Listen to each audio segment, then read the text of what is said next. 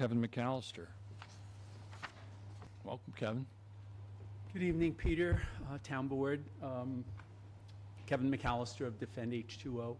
Before I address the topic, I'd like to take a moment just to compliment you, Peter, and your manner in which you run the meetings, and also applaud the Town Board for generally the latitude that you provide the public.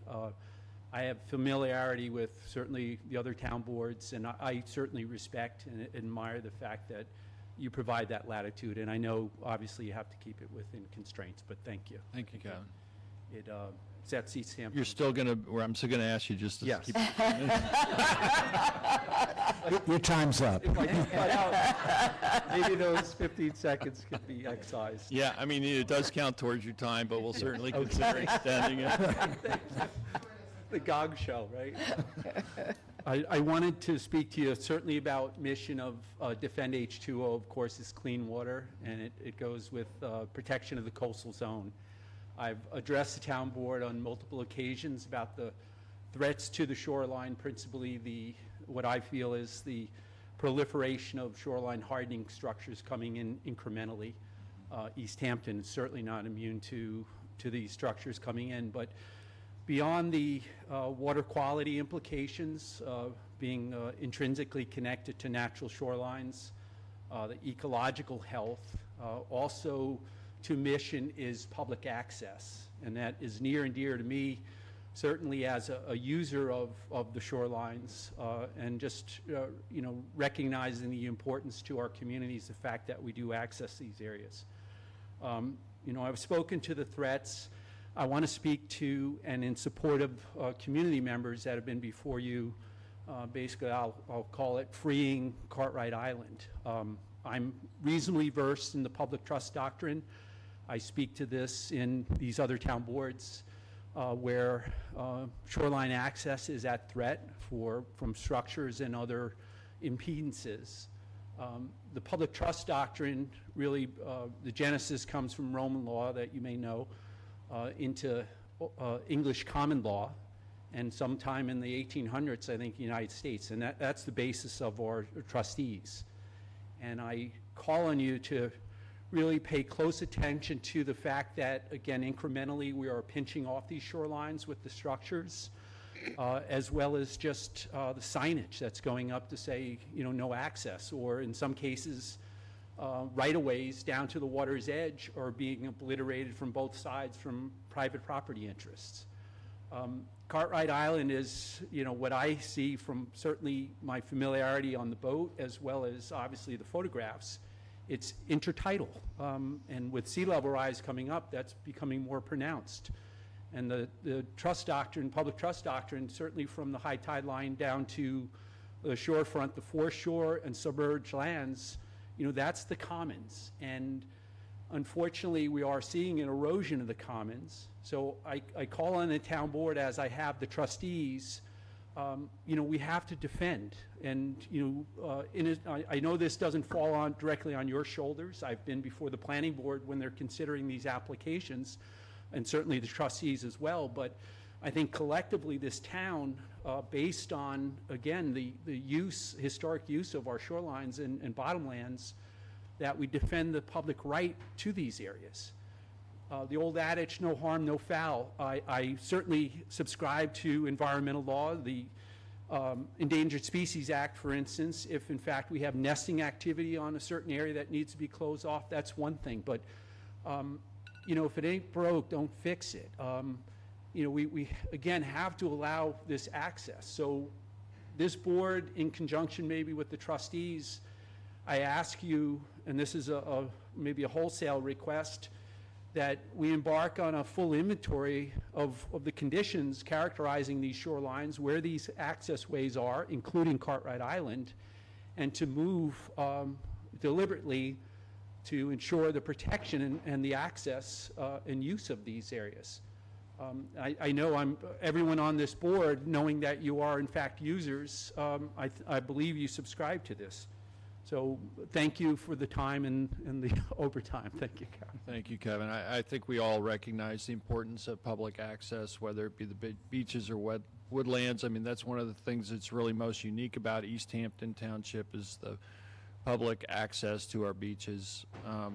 You know, I was fortunate to get away for a little while, just under a week, and went out to Seattle and went up into Puget Sound, stayed on an island up there, and quickly discovered that there really aren't any public beaches other than state park land on those islands. It's all been privatized by homeowners associations, and someone like me who was visiting, unless I was a member of that group, was not going to be able to take in much of the scenic beauty that was there. I think that's a tragedy, and that's something that we certainly have to be very vigilant here in East Hampton to ensure that what we've had for hundreds of years remains in terms of public access. So, and thank you for all your work that you do on helping to protect our environment. Thank you. Rod? Thank you very much. Rod Richardson from Amagansett. I too appreciate very much, Peter, the way you run these meetings and you know, the professionalism with which they take place and how the access you give the public. So thank you very much for that. I wanted to address you, you know, again on the Cartwright issue, and I want to make it clear that I'm not asking the board to weigh in on the legal matters involved in my particular case. That wouldn't be appropriate. And I do think it's appropriate for you to perhaps ask the town attorney to look into the ownership issue and the, you know, the 2005 McGinty-Galay agreement. But what I really would like to ask you to do is to take some immediate action that I think that you're supposed to take, that is separate from looking into the ownership issue. And I wanted to lay out for you why I think that immediate action is appropriate and in fact required. Whether or not that island is publicly owned or privately owned, one question should be 100% certain to everybody on this board. There is a public access right there, even if it's privately owned. It's clear that there's a public access right if it's publicly owned, but even if it's privately owned, the public has been going there for hundreds of years. And we know that's the case because there are hundreds, if not thousands, of people who can testify to their use of that island over the past decades. So that would have created a prescriptive right in favor of the public's access as a right of way, like any other shore. So it's very, and of course, as the gentleman, Mr. McAllister, said, you know, the public trust doctrine creates a strong presumption that that's the case. So because of that, you should act to cure problems that violate the public trust immediately, without waiting. Secondly, you know, you have entered into this, or not you, but a previous board gave you this problem, this agreement that you've entered, you know, you've entered into, which clearly says that you're in charge of signage on that island, and that you have to obey the law, and that you have to follow best practices. Well, best practices everywhere with respect to conservation of these beaches and birds is that the signage comes down when the bird nesting season is over. Well, the bird nesting season is over, so you should take down the signs that are there. And you should clearly take down the signs that are standing in the middle of the water, because they have no business being there and they're a navigational hazard. I showed you the pictures when I was here last. I hope you agree with me that those signs are completely outrageous and out of line. I also believe that because the bird nesting season is over, you should end the trespass enforcement, given that there's a strong presumption of public access there. There's no conservation value for that sanctuary to continue to trespass. You know, I'm not saying to weigh in on my case, but at least suspend the trespass enforcement so that other people aren't subject to this kind of harassment while there's no reason to kick people off the island. You know, there's no nesting birds there to disturb. So, you know, there's a couple of reasons for immediate action on this because you have a responsibility to do it.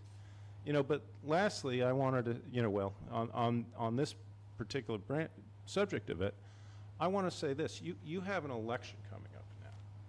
You know, you have been yet another McGinty scandal, or is a problem, shall we say, has landed in your laps because suddenly it has emerged as a problem.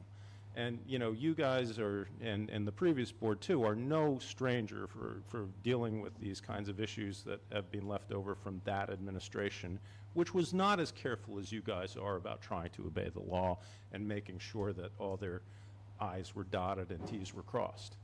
So, you know, right now, this isn't your fault. But if you don't act to protect public access, it will become your fault. So I urge you to quickly distance yourself by doing the right thing. Take down the signs, suspend the enforcement, look into it, and, you know, come to a decision about what the right thing to do is. And this isn't a lot of work on anybody. Those are posts that are suspended, that are in the sand. They can be taken out, put back in the spring. You know, I would be happy to arrange, you know, to. You should maybe not go on the Cartwright Island the whole time. Well, you know, I mean, you know, you could certainly. Until matters are resolved. Well, well, certainly, but maybe I shouldn't. But you know, I do. I think you shouldn't. Maybe I should. But you know, I will say this. You know, when I first spoke to you 2 weeks ago, or 3 weeks ago, was it? But anyway, when I first spoke to you, I came up before I talked to you about Cartwright, and I asked you about the conservation easements you were considering. And I asked you, is it normal to have natural resources review these things before they are considered? And you told me, yes, that happens every single time. And then, of course, there's follow-up as well after the easement's been granted. Well, just to clarify, that a town department reviews, it's more often the planning department that would be involved with conservation easements, not natural resources department, because it's usually related to some land use activity, and those grants are made either to protect natural features. Well, I don't. Because there's a nexus between the development and I don't know that, threats. but I do know this, that they were planning a bird sanctuary and a conservation easement, and this land had real conservation value. Larry Penny told me that his department was never shown this easement agreement, either before or after. And then that 2 years after this agreement was put in place, in 2007, his department and everybody who worked with the town was prevented from having any access to Gardner's or Cartwright for normal follow-up on this. Yeah, I So- don't know so- that information's accurate, but Well, I'm just passing this along to you. I mean, it seems like there were some real irregularities there that need to be looked into, just in terms of the whole procedure that this went through with us. But that, there's supposed to be a regular annual report on that sanctuary. There was one report done, that we've been able to find. We've been looking for this. We've only found one. The very first year, there was a report done, and then none after the natural resources were kicked off. And I checked with natural resources, and they haven't been there for years. So there seem to be irregularities about the way. Anyway, until you guys decide that you have the authority to walk away from that sanctuary agreement, and you probably do because it has no legal basis, but until you do, you have a responsibility to manage that land, and I hope you do it legally, and that means take down the signs when the season's over. thank you, Rod. Thank you very much. Do you have any questions for me about any of this? Is there anything I need to give you? I do have here, just to submit to you guys, a letter that I wrote outlining some of this stuff, and also 3 letters of support. I think somebody here is going to You read could leave some of that these with the- aloud for with you, the but clerk. I wanted to submit That'd be that great. for you. Rod, I'll say to you, I think I have a track record of being one of the strongest supporters of public beach access in the town of East Hampton. I've looked into this for numerous times. Best way I strengthen my support is by doing research, and I can let you know that the town is looking into it also for any of your concerns. May I just ask, in that case, What exactly are you going to ask this board to do? I'm going to ask our attorney's department to do the work to look into the deed titles first. Are you going to discuss among yourselves taking the actions that I've asked you to take? We're going to take it under consideration. I'll be back to ask you whether or not you've done that. Thank you, Red. Thank you. My name is Bruce Ruiz. I'm a Welcome, homeowner Bruce. in Napeague, and I enjoy the waters around Gardiner's Bay and the ocean as well. I have a shell fishing license, and I've used Accabonac Harbor and Napeague Harbor for that purpose, and I often paddle, kiteboard, windsurf in the waters of Gardiner's Bay. And to the issue of Cartwright Island's access, it's unfortunate that it's been taken away from the public, essentially. And I guess my concern is the uncertainty as to what we can and cannot do with regard to that shoal. And in the past, I've successfully, navigated the waters from Accabonac to Albert's Landing and Fresh Pond and beyond, going toward Napeague. And it would be great to feel comfortable and legally, like I'm not breaking the law if I were to, make a run with the wind behind me to go through Cartwright Island. And right now, I just don't feel secure in what Marine Patrol may possibly do to me, as Rod Richardson has recently come into conflict, and also as someone who's supporting the public resources. I'm concerned that there's, I don't know, it seems like a big expense for something that's questionably owned by a family, essentially, which, if I explain this scenario to people in terms of the ownership of Gardiner's Island, it's like, what? But I'm not even going to speak to that. It is what it is. But to that extent, I just want to say that for purposes of the enjoyment and quality of life of the people who are out here, it would really be great to know that you're not going to get arrested. And I don't know that Marine Patrol should basically be acting as security enforcement for an individual family in this huge waterway. I mean, that seems like an onerous responsibility for Marine Patrol, because that distracts them from enforcing other things that they might be able to do. So anyway, I also have a couple of letters that I would like to read, which were written by residents of East Hampton, and I'll start with this one from Blake Fleetwood of Amagansett.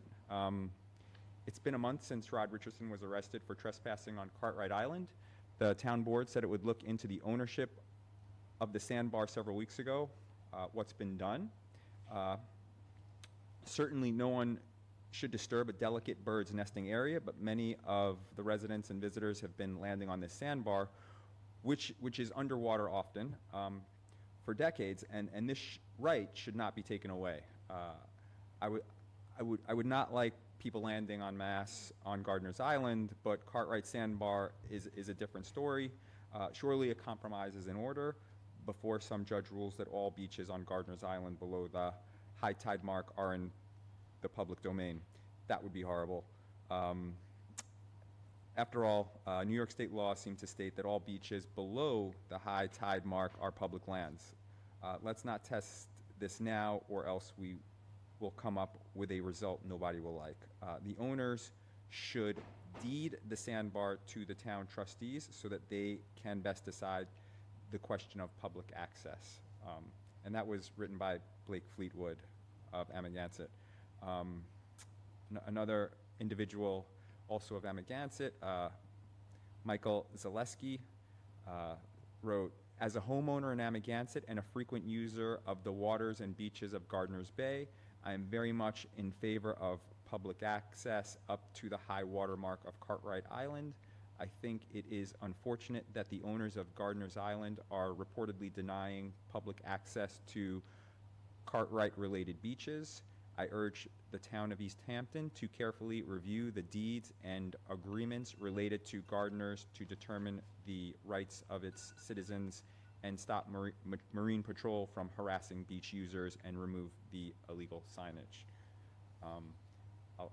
I'll stop there because I don't want to go over time. But I appreciate the opportunity. This is the first time that I've been to one of the town meetings. I appreciate you. Well, thank you for coming in to Thanks. speak to us. Yeah. Should I? To the clerk. Please leave those Yeah, with the okay. clerk, yes. We'll have them in the record.